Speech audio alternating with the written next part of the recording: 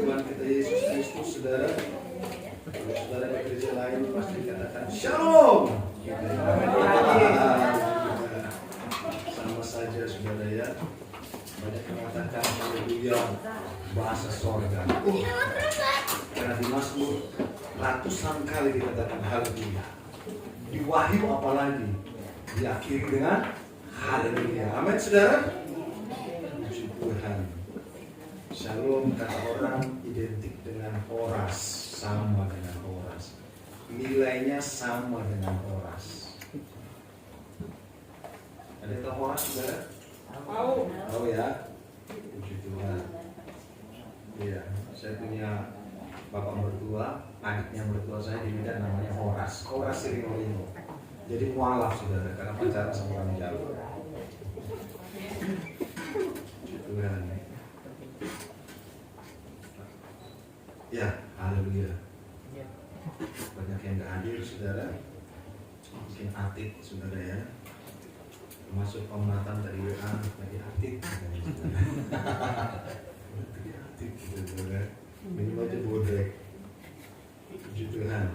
Mari saudara, tidak berlama-lama kita memperhatikan firman Tuhan dalam Hakim-Hakim pasal 7. Mari kita perhatikan saudara. Saya menikmati ujian penyembahan hadirat Tuhan. Tadi saya pikir ada yang bersaksi saudara, tapi minggu lalu ada yang bersaksi ya. Saya lihat videonya ada yang bersaksi. Puji Tuhan. Hakim-Hakim pasal 7 ayat 1 sampai 8 saudara. Ya. Oke.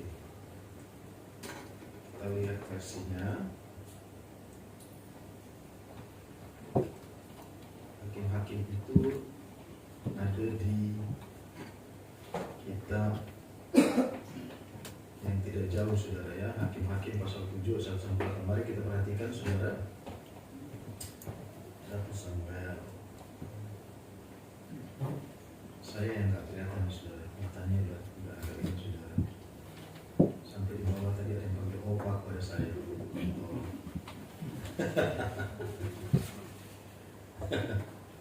Oke, kita berdiri yuk. Kita ada 8 ayat. Saya akan baca ayat yang pertama, saudara akan baca ayat kedua dan seterusnya. Amin, saudara. Ya, judulnya Gideon mengusir musuh. Adapun Yerubbaal, itulah Gideon, bangun pagi-pagi dengan segala rakyat yang bersama dengan dia. Lalu mereka berkemah dekat mata air Harod. Perkemahan orang Midian itu ada di sebelah utaranya dekat Bukit More di lembah Mogok. Berkemahlah Tuhan kepada Gideon, terlalu banyak rakyat yang bersama-sama dengan perahu daripada yang berkuda hati untuk menyerahkan orang Midian ke dalam tangan mereka. Jangan-jangan orang Israel menggantungkan diri terhadap aku sambil berkata, tanganku sendirilah yang menyelamatkan aku. Maka sekarang serukan kepada rakyat itu demikian, siapa yang takut dan gentar, biarlah ia pulang, enyah dari pegunungan Gilead. Lalu pulanglah 20.000 orang dari rakyat itu, dan tinggallah 10.000 orang. Tapi Tuhan berfirman kepada Gideon, masih terlalu banyak rakyat, suruhlah mereka turun minum air, maka aku akan menarik mereka berlindung di sana. Siapa yang memfirmankan kepadamu, inilah orang yang akan pergi bersama-sama dengan engkau, dialah yang akan pergi bersama-sama dengan engkau. Tetapi barang siapa yang memfirmankan kepadamu, inilah orang yang tidak akan pergi bersama-sama dengan engkau, dialah yang tidak akan pergi. Lalu Gideon menyuruh rakyat itu turun minum air, dan berfirmanlah Tuhan kepadanya, barang siapa menghirup air dengan lidahnya seperti anjing menjilat, haruslah kau kumpulkan tersendiri. Demikian juga semua orang yang berlutut untuk minum. Jumlah orang yang menghirup dengan membawa tangannya ke mulutnya ada 300 orang, tetapi yang lain dari rakyat itu semuanya berlutut minum air. Lalu berfirmanlah Tuhan kepada Gideon dengan ke-300 orang yang menghirup itu, akan kuselamatkan kamu. Aku akan menyerahkan orang Midian ke dalam tanganmu. Tetapi yang lain dari rakyat itu semuanya boleh pergi masing-masing ke tempat kediamannya. Dari rakyat itu mereka mengambil bekal dan sangkakala. Demikianlah seluruh orang Israel disuruh yang pergi masing-masing ke kemana. Tetapi 300 orang itu menahannya. Adapun perkemahan orang Midian ada 2 orang di lembah. Puji Tuhan, silakan untuk saudara pembacaan yang sudah kita ikuti. Ya, satu peperangan yang dihadapi oleh Gideon, saudara. Di zaman itu, saudara, mereka belum punya raja. Jadi pertama, saudara, bangsa Israel dipimpin oleh nabi. Sehingga nabi, pada saat Nabi Musa, saudara, juga Yosua, mereka menerima wahyu dari Tuhan, firman dari Tuhan disampaikan kepada bangsa Israel. Saat itu mereka dipimpin nabi. Setelah mereka dipimpin nabi, baru mereka dipimpin oleh hakim-hakim. Setelah itu baru dipimpin raja. Nah, pada saat mereka dipimpin hakim-hakim, mereka tidak punya tentara. Mereka tidak punya pasukan, mereka tidak memiliki satu tata kenegaraan yang teratur, saudara. Sehingga dikatakan di situ tadi bahwa mereka rakyat. Mereka rakyat, saudara. Bukan karena mereka berperang, karena mereka ingin mengalahkan orang lain, bukan. Tetapi saudaraku, karena mereka terhimpit.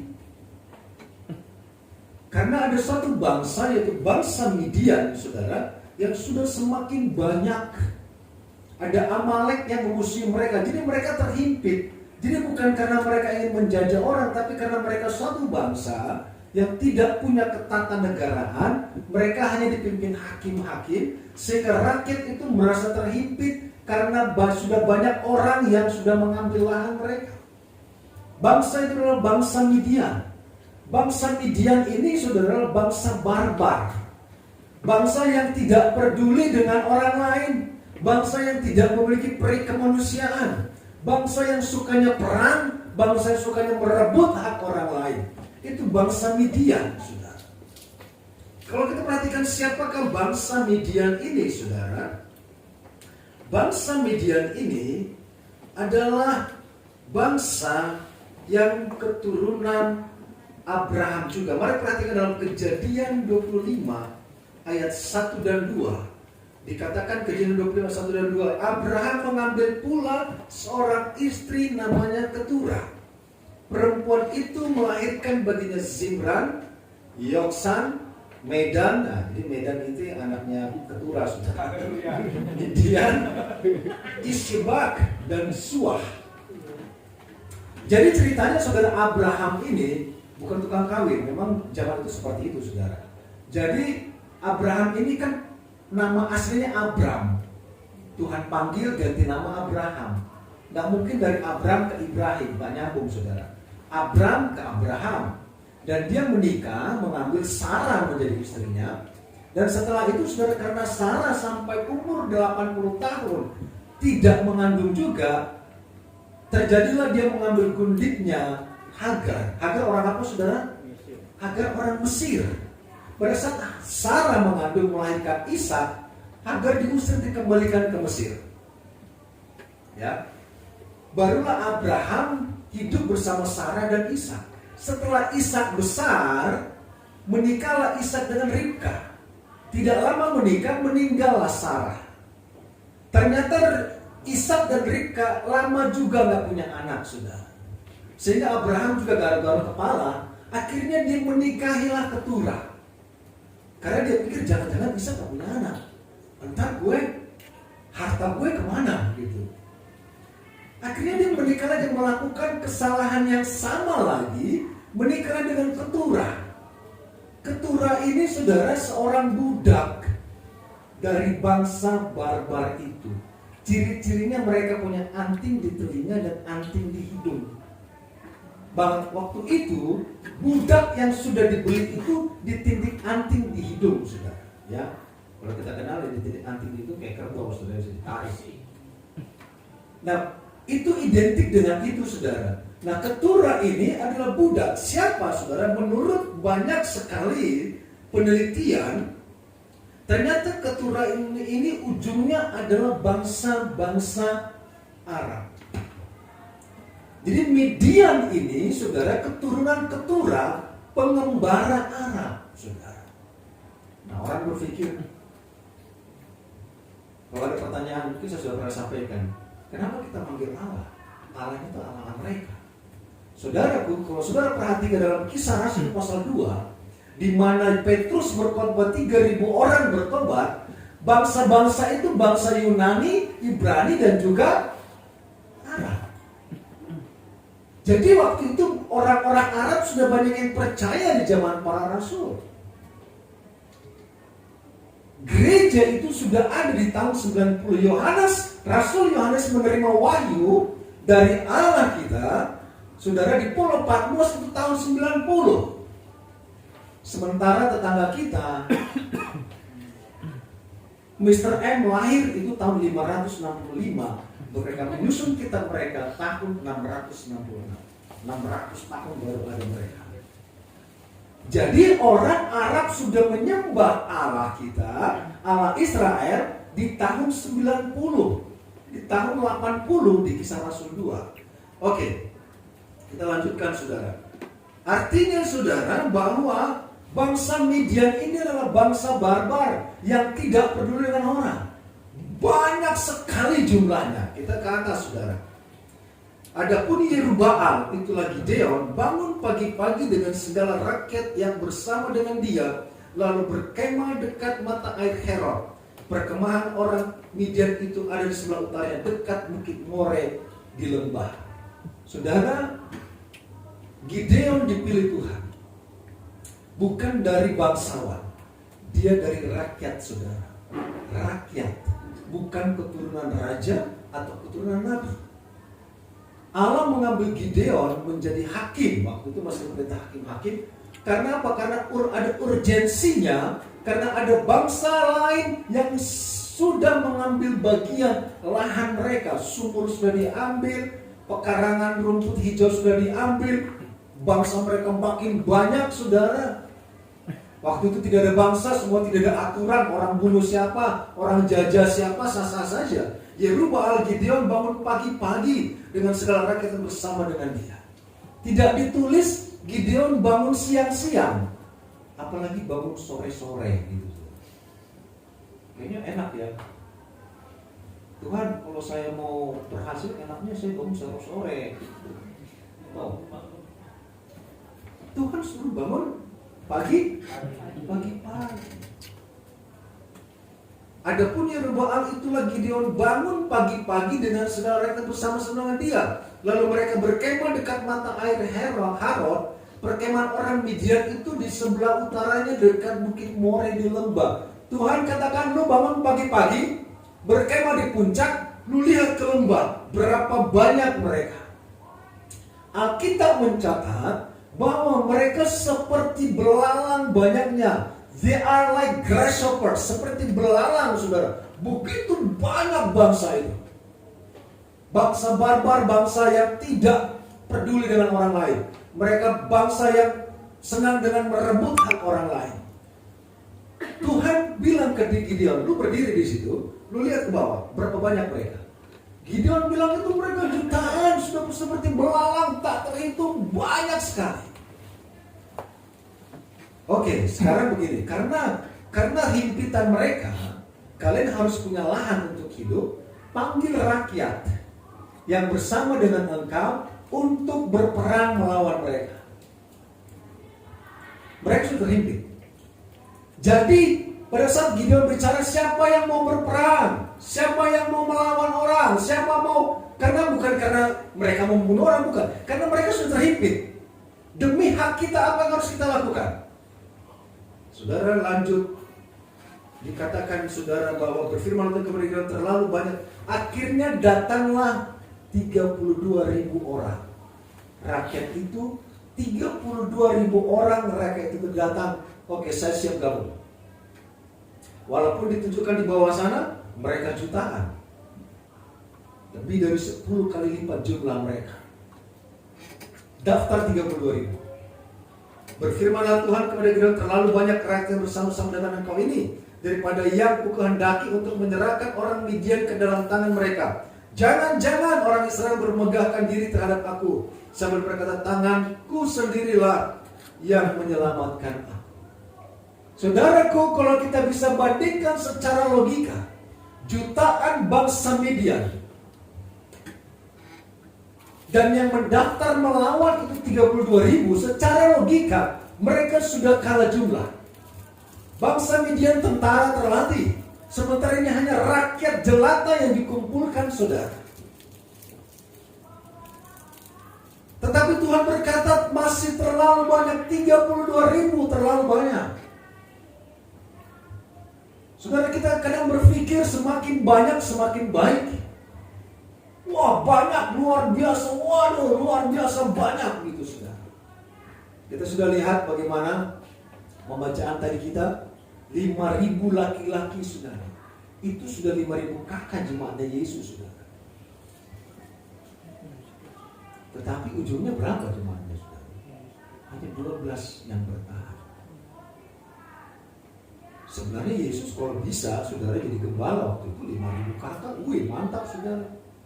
5.000 kakak, katakanlah satu kakak 4 orang, suami istri 2 anak, 5.000 ke 20.000 jemaat sudah punya Yesus. Tetapi yang bertahan hanya sampai berapa? 12. Di kacamata zaman sekarang, kalau Yesus zaman itu gembala, Yesus adalah gembala yang gagal, saudara. Masa dari 5.000 kakak pada saat dia terangkat, yang terdaftar rasul, yang terdaftar ya 12 orang, yang menyaksikan 120.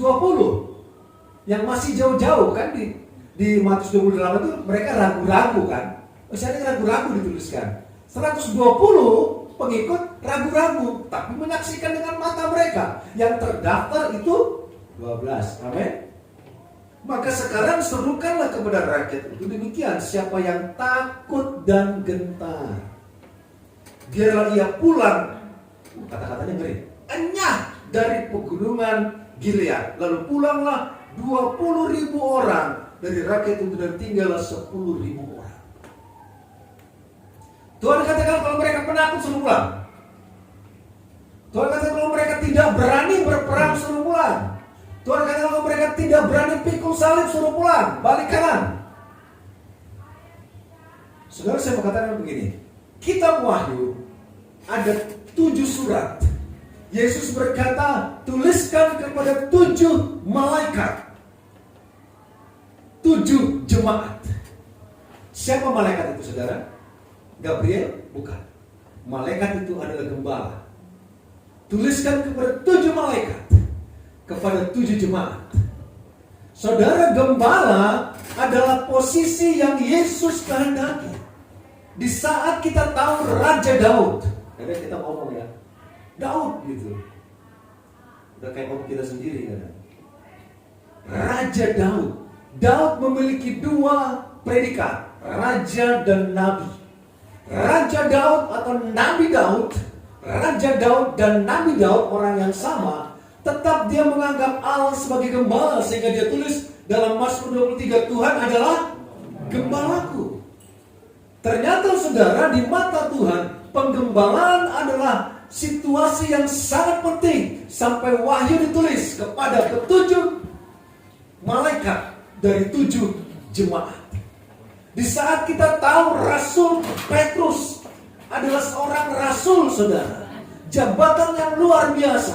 Tetapi Yesus katakan, Petrus, itu sudah rasul Petrus.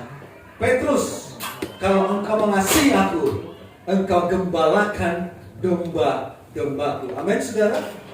Berarti penggembalaan itu adalah kehendak Allah. Di saat Allah katakan kepada Gideon, kalau mereka pengecut, kalau mereka takut, mereka tidak mau dididik, suruh mereka pulang. Kejam, saudara. Matius 28, 19, 20 katakan, pergilah jadikanlah segala bangsa apa? Muridku. Pemuridan itu dibentuk dalam penggembalaan, saudara. Saudara tidak bisa katakan, saya murid Yesus, Tapi saya dibentuk di gereja A, B, C, dan D. Saudara tidak katakan saya adalah murid dari sekolah A, tapi saudara sekolah pagi di A, sekolah siang di C, sekolah siang di D. Tidak, saudara. Pemuridan itu dibentuk dalam penggembalaan. Amin. Kalau saudara merasa murid Tuhan, izinkan dirimu, beri dirimu dimuridkan dalam penggembalaan. Amin, saudara. Ini orang tidak mengerti. Orang cuma mengerti, wah rame, hore, saudara. Tapi mereka lupa, mereka tidak dibentuk, mereka tidak dimuridkan. Mereka seperti Midian, saudara, yang banyak sekali. Tapi mereka bukan di posisi yang Tuhan kehendaki. Orang menjadi murid itu dididik, saudara. Amin. Orang menjadi murid itu dibentuk. Saya juga sebagai gembala, saudara, saya dididik oleh organisasi. Di penggembalaan di organisasi, saudara, kalau ada gembala yang tidak hadir 3 kali beston, 3 kali nggak kembalikan perpuluhan, saudara diskors. Itu kami, saudara. Saya pun yang sudah STH disuruh sekolah, bro, sekolah kita, bro. Saya tunduk karena saya mau dimuridkan. Amin. Dan saya mau jemaat Tuhan pun mau dimuridkan. Amin, saudara. Bukan dengan cara kita bilang suhu, saya mau belajar taekwondo. Ada Bung Andre nih, Marco. Tetapi guru lo ngajar sesuai dengan cara gue. Jadi apa, saudara? Jadi lapet, saudara.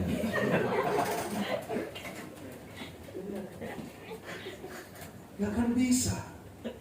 Apalagi tarung derajat. Wih, gitu, saudara. Ibu ngerti banget itu, tarung derajat, tarung itu. Cek, gimana nih? Pantun dulu sebelum ribut. Masih terlalu banyak Tuhan katakan, jangan-jangan mereka sombong. Jangan-jangan mereka berpikir mereka lah pelakunya. Saudara, saya mau katakan, apa yang Tuhan percayakan kepada kita, jangan kita berpikir Tuhan yang berhutang sama gue. Gue jemaat, gue rajin, ya Tuhan berhutang sama gue. Lagi pula gembala, kalau gue gak datang kan dicari, gembala yang berhutang sama gue. Bukan, saudara. Kalau Tuhan percayakan engkau ada dimuridkan, engkau diberikan talenta, engkau diberikan tugas, bukan Tuhan yang berhutang, tapi engkau lah yang harus berhutang. Karena apa? Karena kita dipercaya melakukan pekerjaan Tuhan. Amin. Kita umat tebusannya Tuhan. Tuhan yang sudah tebus kita, saudara. Bukan lagi dengan cara kita. Masih terlalu banyak rakyat, suruh mereka, kata-kata Gonda Kemudian. Terlalu banyak rakyat, ayat 2, bersama-sama dengan engkau daripada yang kukehendaki untuk menyerahkan orang Midian ke dalam tangan mereka. Jangan-jangan orang Israel bermegah-megah diri terhadap aku sambil berkata, tanganku sendirilah yang menyelamatkan aku. Berapa banyak orang bermegah diri, saudara. Kalau bukan gue, woi itu gak ada. Kalau bukan gue itu gak jalan, woi. Apalagi donatur, saudara. Ini gereja orang, donatur dulu. Kalau bukan gue yang donatur, itu gereja gak jalan. Tuhan paling benci sama orang sombong, saudara. Di sini gak ada donatur, ada tukang donat, saudara. Tapi itu kayaknya dari saya. Kadang jadi tukang donat aja, saudara, gak dijaga talenta itu, saudara. Jangan-jangan orang Israel bermegah-megahkan diri terhadap aku, saudara. Sehingga mereka berpikir, oh kalau karena bukan gue, kalau gue gak datang, waduh kagak kelar, kagak jadi, bro. Pas dia ngomong gitu, kalau bukan gue, jantungnya berhenti, saudara. Firaun pernah begitu, saudara. Firaun, kalau bukan saya yang bangun Mesir, gak jadi, katanya, saudara. Demikian juga Nebukadnezar, kalau bukan saya yang membangun Babel gak jadi. Akhirnya Nebukadnezar jadi sapi 7 tahun. Tempat lain ada, saudara, saya mungkin pernah saksikan seorang pejabat Islam, saudara. Saya nggak akan lah ibadah, kan saya sudah support. Belum dipensiun saudara, dia sudah stroke. Akhirnya dia dapat terus ibadah. Lanjut saudara. Maka sekarang serukanlah kepada rakyat itu demikian, siapa yang takut dan gentar, biarlah ia pulang. Enya dari perguruan Gilead. Lalu pulanglah 20.000 orang dari rakyat itu dan tinggallah 10.000 orang. Dari 32.000 saudara, pulang 20.000, tinggal 10.000. Yang pulang itu lebih banyak, yang balik kanan lebih banyak. Di saat penginjilan besar, puji Tuhan, Tuhan menyelamatkan engkau, Tuhan memberkati engkau, 3.000 orang datang, KKR. Pada saat dikatakan, siapa yang mau pikul salib, siapa yang mau dibentuk, siapa yang mau dimuridkan, balik kanan semua. But karena saudara tidak mau masuk dalam pembentukan penggembalaan, makanya saya sebenarnya tidak terlalu suka saudara jemaat yang digembalakan oleh 2 gembala. Kadang begitu saudara, di tempat lain ada. Nanti saya di Medan marah orang Medan saudara, kalau juga saya saudara. Tempat lain lah, di Indonesia saudara. Ada orang suka ibadah di sana, ibadah di sini, ibadah di sana, ibadah di sini.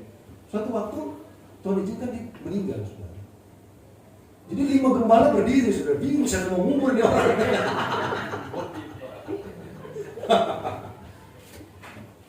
Bingung saudara. Sehingga dia bikin gembala itu apa gimana ya? Jadi dari posisi gembala ribut nggak sih? Bro, ini jemaat gue. Bukan bro, ini jemaat gue. Ya bro, jemaat gue. Itu siapa yang mau khotbah ini kuburan gitu. Yang satu bilang dengan cara ini harus diurapi. Ini mayat harus diurapi. Setelah diurapi nggak boleh dipegang. Itu ada gereja begitu saudara, dikasih minyak urapan 1 liter. Itu nggak boleh diurapi, nggak boleh dipegang katanya. Ya udah, datanglah orang dari kampung, dari Protestan saudara, sudah mati tuh banyak kau, dipegang marah kepada saudara. Saya sudah bilang, ini sudah diurapi jangan dipegang, keluar diurapi lagi, kasih lagi 1 liter lagi saudara. Datang lagi keluarga di Bali, udah mati nggak kau, tadi dipegang lagi, ribut saudara. Gembalanya banyak. Lanjut, tetapi ayat 4 ya.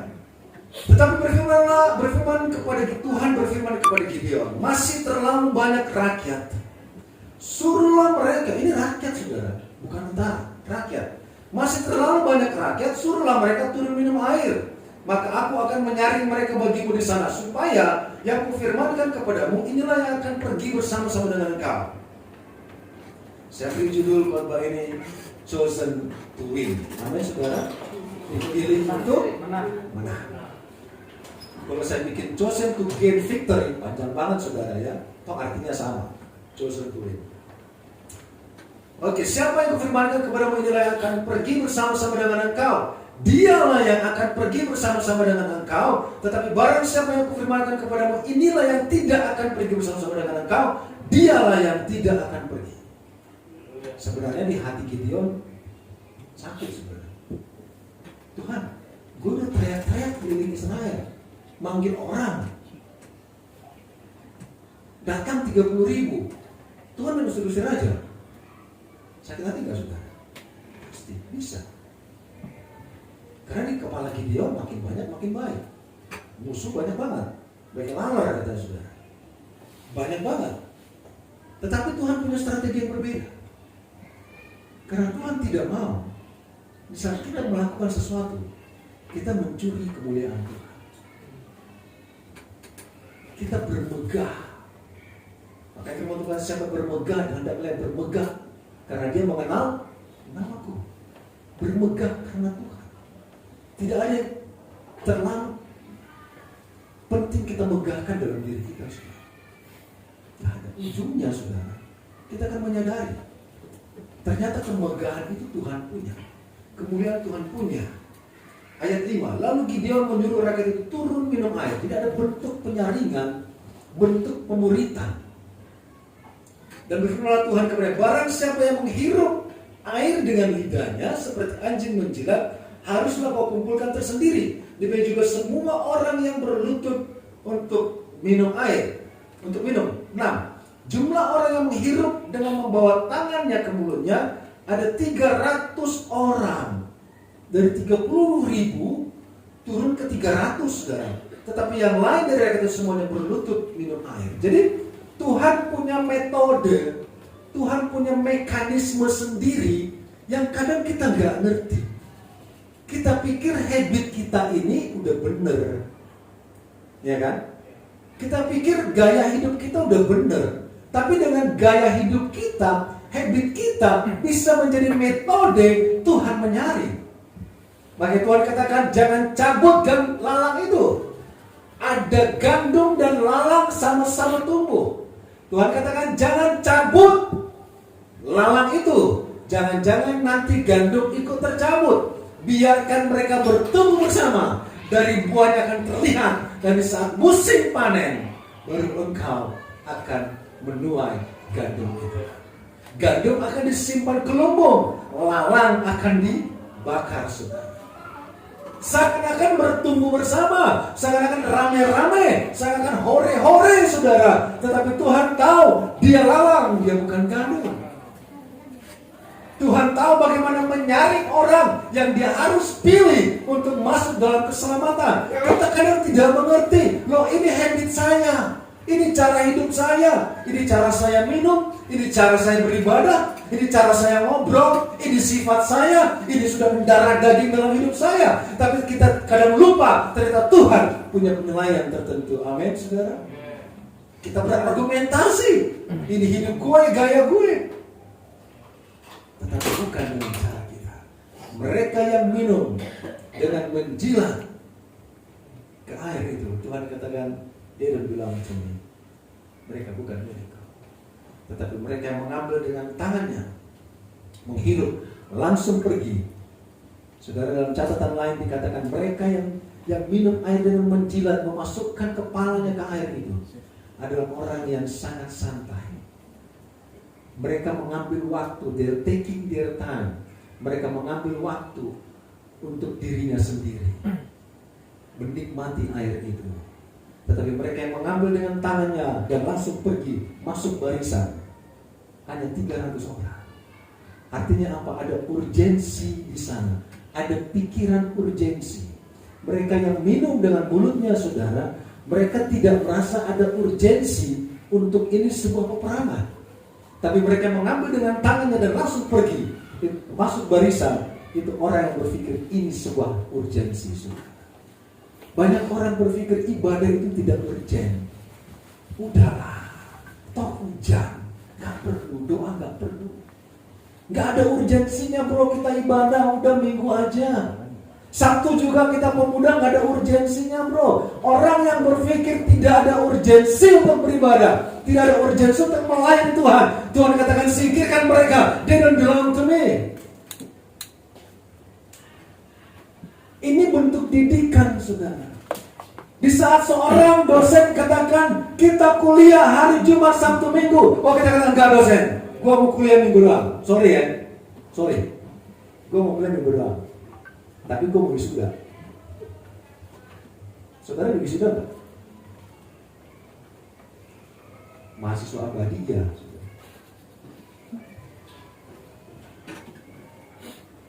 Saya kuliah, saudara.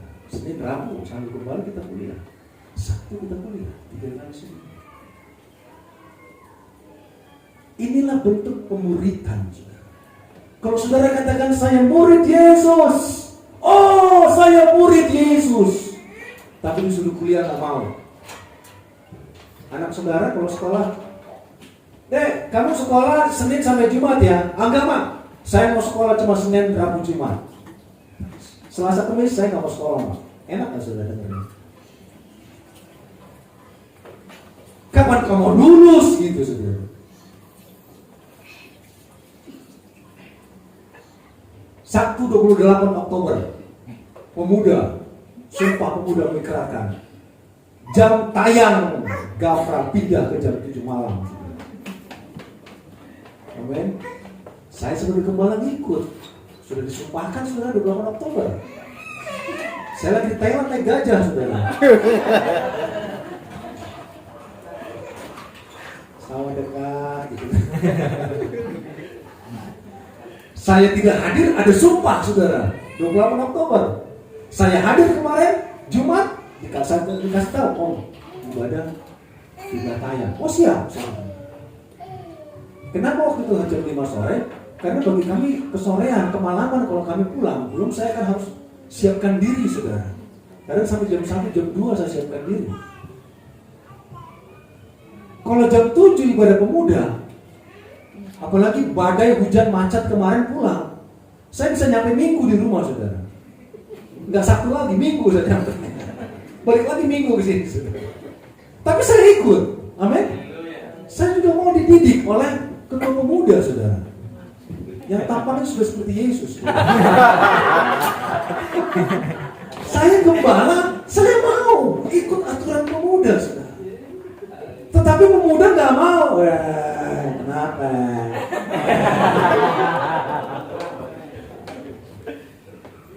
Udahlah. Gitu. Kalau Tuhan bilang ke Gideon, bangun pagi-pagi, enggak Tuhan, sore-sore. Amin pemuda. Saya aja ikut aturan pemuda saudara. Saudara, chosen to win. Kalau engkau mau dipilih untuk menang saudara, menang dalam kehidupanmu, menang dalam keluargamu, menang dalam segala hal. Kalau engkau adalah orang yang dipilih itu, mari kita ikut didikan Tuhan. Amin. Saudara, saya katakan doa itu, sekalipun kita pikir Tuhan gak ada urgensinya saya berdoa, gak ada pergumulan, gak ada beban berat, semua sehat, kami tidak ada yang diomnam, kami tidak ada yang sakit, semua aman, makanan tercukupi, gak ada masalah Tuhan. Saya mau katakan saudara, doamu hari ini menjadi benteng dari masalahmu ke depan. Amin. 2024 mungkin kita akan beda pilihan. Saudara tahu, haleluya. Saudara tahu 2024 apa yang akan terjadi saudara? Orang berkata kenapa presiden berubah? Demi anaknya dia berubah, kata orang, bukan kata saya.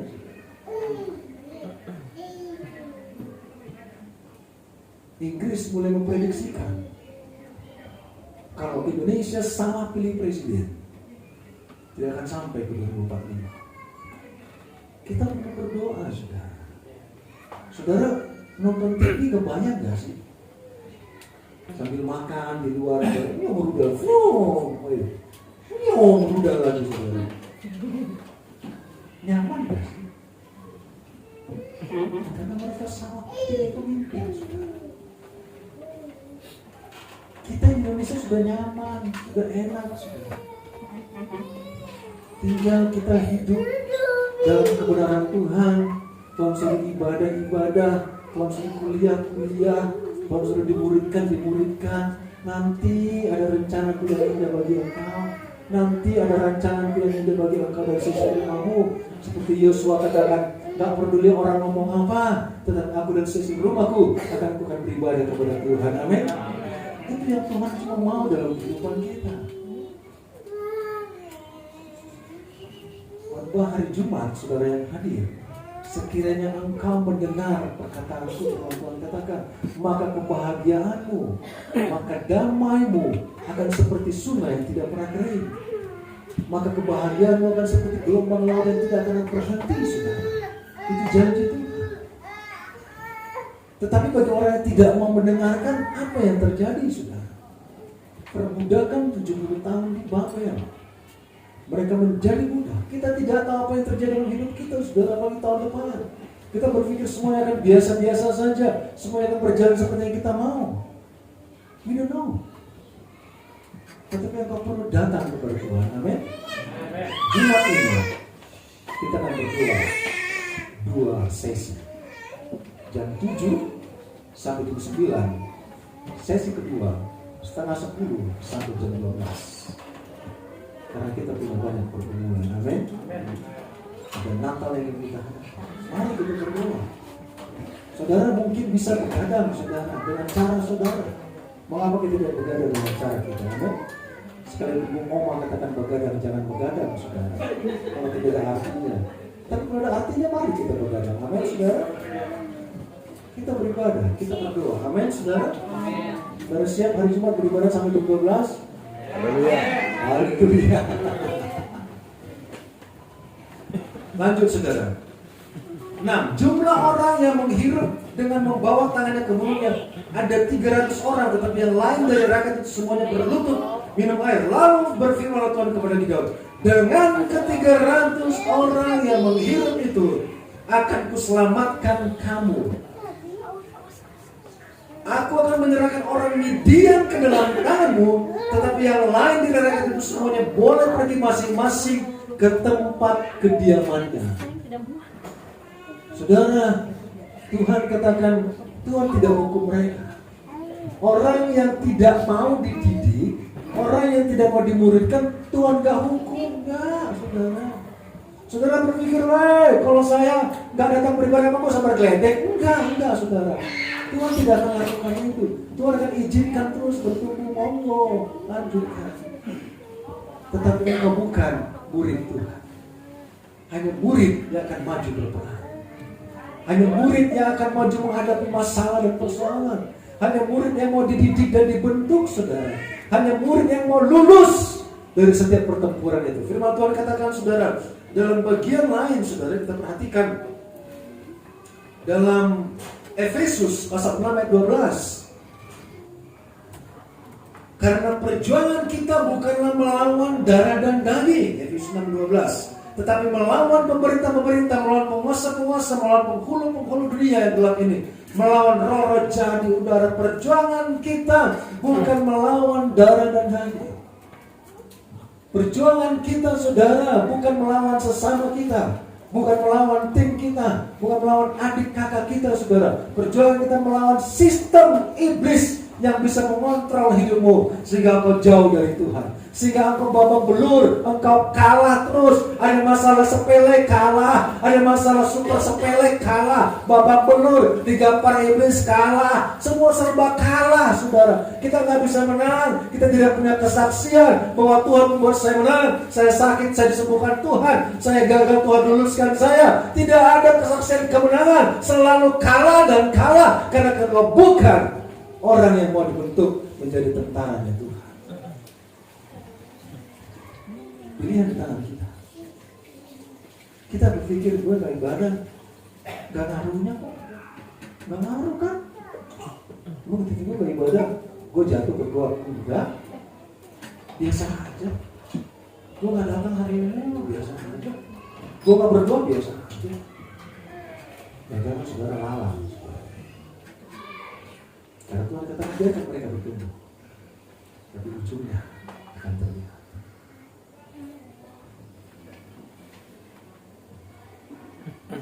Kita boleh menang, amin.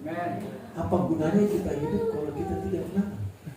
Perjalanan bangsa dari Mesir ke tanah Kanaan, berapa ribu mereka yang menang, berapa banyak mereka yang kalah. Hanya generasi Yosua yang masuk ke tanah Kanaan. Musa masuk kan? Tidak. Itu juga ketakutan saya, saudara. Musa sebagai gembala yang menuntun mereka. Musa hanya diizinkan melihat, tapi tidak masuk. Sebagai hamba Tuhan juga, saudara, sebagai gembala juga, ini menjadi sebuah tantangan. Jangan sampai sudah menuntun, jemaat masuk, gembala nggak masuk. Saya pun mendidik diri saya, saudara. Amin. Saya pun mau dididik oleh Tuhan dengan cara Tuhan. Tuhan suruh begini, saya ikut. Tuhan suruh begitu, saya ikut. Saudara, hari Jumat saya sampaikan. Sekarang GPDI punya aplikasi My GPDI. Orang-orang yang masuk aplikasi My GPDI itu adalah orang-orang yang taat kepada pimpinan dan taat beribadah Kristen dan taat kembalikan perpuluhan. Dari ratusan atau dari ribuan gembala GPDI, di dalamnya belum banyak. Saya mau sampaikan kepada saudara, bagaimana kita bisa katakan kita taat kepada Tuhan yang tidak terlihat? Ternyata kita tidak taat kepada mereka pimpinan yang bisa kita lihat. Makanya di MyGPD, saudara, kalau ada tiba-tiba datang anggota kucul ke sini, saya hamba Tuhan dari Bengkulu, saya mau melayani. Pimpinan katakan kalau mereka tidak ada di aplikasi MyGPD, berarti walaupun mereka mengaku sebagai hamba Tuhan GPD, kembali GPD, kalau tidak ada di sini, pimpinan katakan berarti mereka apa? Orang yang tidak aktif, orang yang tidak taat, based on orang yang tidak taat memberikan perpuluhan. Sekalipun mereka hamba Tuhan dan gembala. Pimpinan katakan jangan izinkan mereka melayani di gereja Anda. Kami pun gembala dididik, saudara. Kami pun dibentuk. Karena waktunya sudah dekat. Tidak ada waktu kita untuk kita berpikir seperti yang minum menjilat itu lama, saudara. Gak ada urgensinya ibadah, gak ada urgensinya doa, gak ada urgensinya ikut kepanitiaan, gak perlu. Dan katakan suruh mereka pulang, dia bilang mereka bukan ini. Tapi mereka yang mengambil air langsung masuk barisan, hanya 300 orang. Mereka yang akan maju berperang. Amin, saudara. Mereka menang. Musuh kita lebih banyak dari yang kita pernah pikirkan. Engkau mau dimuridkan, engkau sedang kuliah, engkau sedang sekolah, ikut aturan Tuhan. Amin. Saudara mau bolos-bolos, saudara sekolah, bagaimana saudara meraih kemenangan itu? Bagaimana ujungnya saudara akan diwisuda di sorga? Sapa suara engkau, hamba-Ku yang baik dan setia. Amin. Itu wisuda, saudara. Tetapi dijalani dengan engkau menjadi murid. Jadikan segala bangsa murid, bukan jemaat, murid. Ada pemuritan, saudara. Kalau jemaat itu saudara, jemaat bisa pindah-pindah. Bisa di sana, bisa di sini, saudara. Bisa di mana-mana. Dan bisa nggak kemana-mana juga. Itu jemaat. Tapi kalau pemuritan, saudara dibentuk. Amin, saudara. Yang terakhir, saudara, dalam Wahyu 3:5-6. You are chosen to win. Kita dipilih untuk menang. Amin.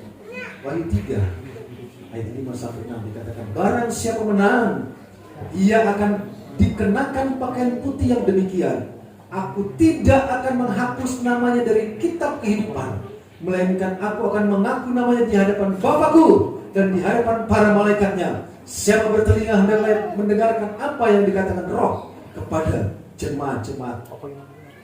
Melainkan aku tidak akan menghapus namanya dari kitab kehidupan.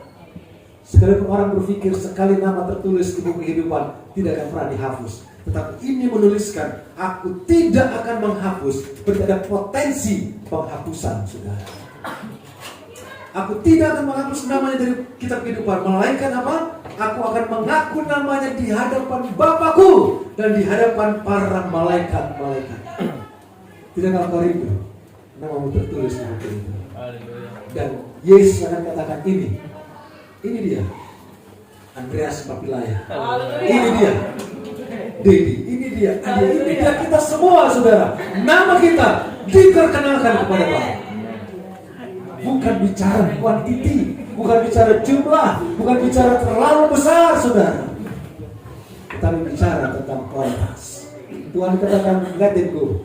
Mereka yang penakut, pengecut, mereka nggak mau dididik, mereka nggak mau jadi murid, suruh mereka pergi. Tetapi mereka yang mau dididik, izinkan mereka ada. Amin, saudara. Kita berdiri, kita naikkan pujian.